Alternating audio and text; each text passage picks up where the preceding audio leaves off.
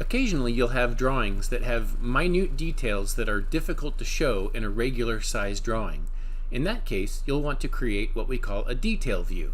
Detail views are usually shown twice the size of the regular view, and at that scale you can easily place dimensions. In this video, I'll show you how to create a detail view on the drawing below. Welcome back to Practical AutoCAD and Inventor, your source for practical solutions to your problems with AutoCAD and Autodesk Inventor. If you like these videos, please like and subscribe so you will be notified whenever new videos are published. Also, if you have any questions you would like me to answer, please leave a comment below. Now, on with the video. Occasionally when you're creating and placing views, you will need to place dimensions that are kind of small or maybe in a crowded area. And that's not the best situation. Usually you want to have a little bit of room around them so that it's easy to read and easy to understand.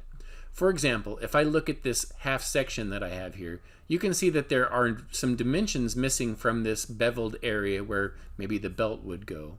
If I right click on the view and I go to retrieve model annotations, you can see that there are indeed two more dimensions that would go in here, but in the large scheme of things, it might make things look a little bit crowded and difficult to see. So what we'll do in that situation is often we'll create what we call a detail view. In Inventor, it's very simple to create a detail view. On the Place Views tab, you're going to go to the Detail tool.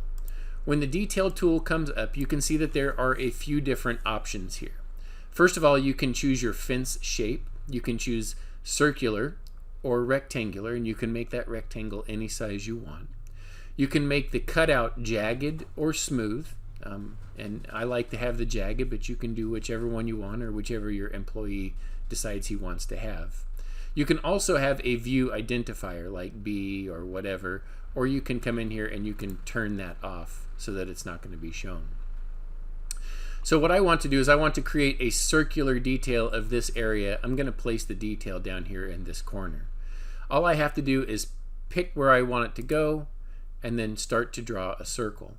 Now don't worry if you don't get the circle exactly the right size right off the bat. You can always come in and modify it, and I'll show you how to do that as well.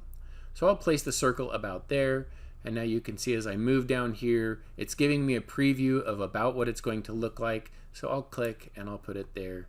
And that looks pretty good, except maybe I want it to be a little bit smaller or moved around a little bit here. So all I have to do is click on the detail circle over here, and you'll see that I get some grips, and I can change the size of the circle and make it bigger or smaller, or I can move the circle around, you know, to have it show a different cutout, whatever that happens to be.